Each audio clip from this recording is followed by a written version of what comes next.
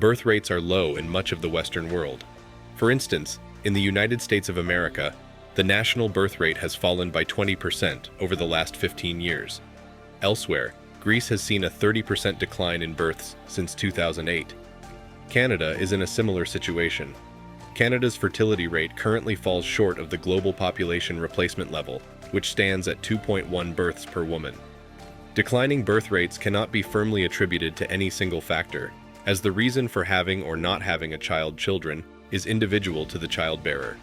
However, a few trends in the Western world have been said to have a potent impact on the reduced number of children being born. Everything costs money, and raising a child is no different. For the first 18 years of a child's life, parents are required to provide the necessities for their offspring, all the while paying for education and other key services that their child needs to grow up and live a prosperous childhood. Consequently, as the cost of raising a child continues to rise, reportedly requiring a middle-income married family with 2 children in the U.S. to spend over $26,000 more, compared to 2017, to raise a child to the age of 17. Fewer people are opting to have children, and birth rates across the Western world are declining.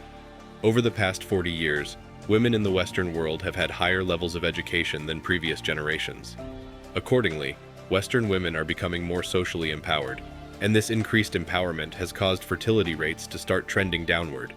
As a result, people are waiting longer to have children than in previous generations, with older women more likely to have fewer children. A number of women are also conceiving via fertility treatment, driving a rise in mothers in their 40s. Simply put, men marry for intimacy, social value, feminine comfort, and purpose, which is to be a provider. But when they don't get intimacy, or they don't get that warmth and comfort they need, they start to avoid it. They start to avoid marriage when they don't really need to be a provider, because women are providing for themselves. But when it comes to marriage, the changing roles of women and men have led to the changes that now exist in the concept of marriage. Previously, men and women married at a marriageable age when the woman was in her fertile prime and needed a man to start a family with. The man at that time was expected to provide for the woman, give her a home, and help her raise the children. Now, when the woman does not need a man to provide for her and does not want to have children in her fertile prime, she chooses to spend that time chasing the corporate dream that the woke feminists shoved toward her. She chose to climb the corporate ladder throughout her 20s and most of her 30s. And after the age of 35 and even up to 40, she suddenly realizes she has hit the wall. She realizes she probably cannot have babies, and that makes her frantic and desperate to find a man to settle down with. On top of that, she realizes that all the men who flirted with her and wanted her over the last 10 years have moved on, are financially settled, and living happily married lives. So, she realizes that men would rather be with younger women who are fertile and not too busy chasing their corporate dreams. And that's when it hits through the roof, and she starts going on an anti-man narrative. Truth be told, this is the end result of telling men they're worthless, and women that their career is the most important thing in their life. But another perspective is that having kids is expensive, even when the parents stay together. I don't know anyone who divorced and lost their children who didn't wind up miserable or in financial ruin. Not having kids or choosing when to have them is unfortunately essential for a comfortable life for the average American. If you have kids and pull in an average income, a lot of opportunities shift, and from what I see, it can be hard. Women, for the most part, don't really like men. Not most of them anyway. They would rather be single and alone than marry and have a family with an average man. If you want a family, then my recommendation is to get far away from the cities.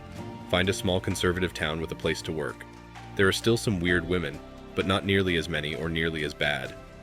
A recent article in a British tabloid said that births in America have been on the decline for years, plummeting 22% nationwide since 2007, with the downward trend prompting warnings the U.S. is now on an irreversible path of economic decline.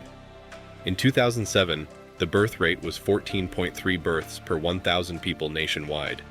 By 2022, the latest year with data, this had dropped to just 11.1 per 1,000 people. The dramatic fall in births and an expanding aging population, experts say, could force a rise in taxes to cover programs like Medicare and Social Security, leaving less disposable income available to bolster spending. Math tells us we have a participation problem. The population is collectively giving up on the entire system. From religion to taxes, people refuse to participate. Neighbors won't talk to each other because there is no trust. the same reason razor blades are behind glass. People avoid cops because we have a quota-based policing system, and cops are increasingly antisocial because everyone is an enemy of the state. We lost our trust-based society, and the only thing that can replace it is totalitarianism. One other thing. If people are taxed more, that'll lower disposable income, and the less money people will have in their pockets, the less likely they will start a family, because there aren't the funds to do so. The USA is sadly heading down the same path that China, Japan, and South Korea are going. Broken families, no parents, out-of-control kids. One single generation of exceptionally wealthy brats is all it took to destroy America. This phenomenon is much greater in many other parts of the world. It isn't just the US, and it isn't due to men not wanting to marry. It's strictly educated, working women not wanting to be bothered by having children. The fact that fewer and fewer young men are choosing to check out of marriage actually makes sense if you look at the root of all of it. Men are finally waking up and realizing marriage is nothing but a one-sided contract where she gets everything if she breaks it for any reason. Women have been told not to get married. That's the patriarchy. So now you have given both sides huge reasons not to get married. When you really think about it, it makes sense. About 60% of divorce rate is mostly initiated by women, and 20-25% in a marriage without intimacy, staying together for the kids, or fear of losing everything. Marriage is just a horrible contract to enter into with the government. Just do your own thing and keep your sanity. Throughout history, men have held the responsibility to protect, provide, and persevere. They were responsible for the protection of their tribe and family, their women and children, and their lands. They were responsible for providing for their families. This included food and water, clothes, and a roof over their heads. Throughout all of this, men were to persevere and fight off enemies, dangerous predatory animals, disease, and whatnot. Their women knew their role was to care for the children and maintain a comfortable home for their men to have a happy and comfortable life. We can see throughout history that whenever men and women have adhered to the roles prescribed to them by nature, they have lived good lives without disruption of peace from infighting or problems with the opposite gender in marriage. Today, all of that has changed. Not only are men, and especially women, not aligned with their own natural purpose, but they are also being spoon-fed a woke anti-male narrative that creates hate for men and eventually takes over men's responsibilities in society. On top of that, the entire legal system is designed to work against men and not consider their input in society, or the fact that women can use a jaded legal system to advance their own interests. Due to the serious legal ramifications of marriage in the present day, many men find it impossible to even consider getting married. The ones that do make the biggest mistake of not knowing about it. So the biggest mistake men make in marriage is not understanding how the system is rigged against them. Men now face very high risk and little reward from marriage as a result of how family law has developed and changed over time. That is one of the main problems men have with marriage, and the reason why more and more men are avoiding it.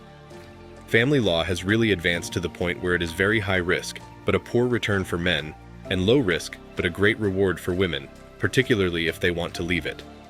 80% of divorces are initially started by women. This was something stated by Jordan Peterson in a recent video I came across. And the surprising bit is that quite a bit of those divorces are pre-planned for financial reasons. We all understand that even half of the divorce is pretty much the end of it all. As a result, if you find yourself in a married situation, and it doesn't even have to be marriage, the state will recognize that as a common law marriage, even if you live together for a sufficient amount of time, like in many Western countries. As more and more men go their way, the probability of family sizes increasing are getting slimmer.